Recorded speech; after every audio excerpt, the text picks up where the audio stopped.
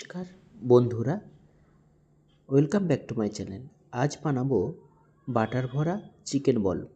প্রথমে boneless chicken নিয়েছি 250 গ্রাম মতো, নিয়ে ওর মিক্সির মধ্যে ওটা দিয়ে কাঁচা লঙ্কা, আদা, রসুন দিয়ে ভালো করে পেস্ট করে নিয়েছি।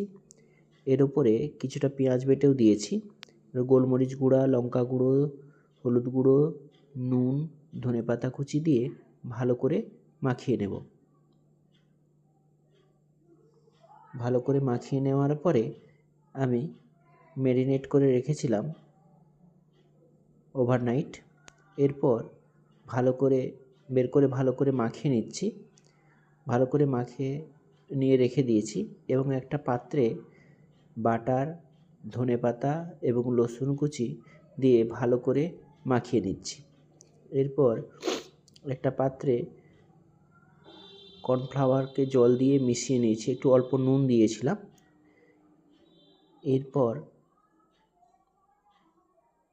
ম্যারিনেট করা যে চিকেনটা ছিল ওটাকে কিছুটা পরিমাণে নিয়ে আমি ওর মধ্যে যে বাটারের মিশ্রণটা ছিল ওটা ওর মধ্যে ভালো করে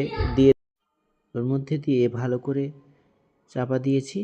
এরপরে কর্নফ্লাওয়ারের জলে মিক্সড করে আমি ব্রেড ক্রামে ভালো করে মাখিয়ে নিচ্ছি এবং যে মিশ্রণটা ভালো করে মাখিয়ে দিচ্ছি যাতে না একদমই অংশ ফাঁকা থাকে। পুরোপুরি ব্রেড ক্রাম্ব দিয়ে মুড়ে নিয়েছি।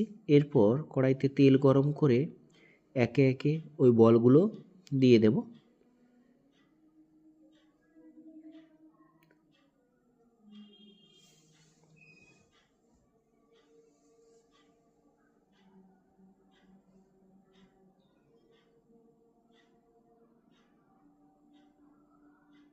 বলগুলো এক পাশটা লাল লাল হয়ে গিয়ে আমি অপর পাশটা উল্টে নেব।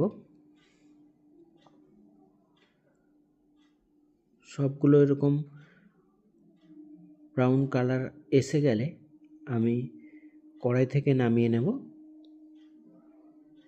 আমার বাটার ভরা চিকেন বল রেডি। খুবই ক্রিস্পি,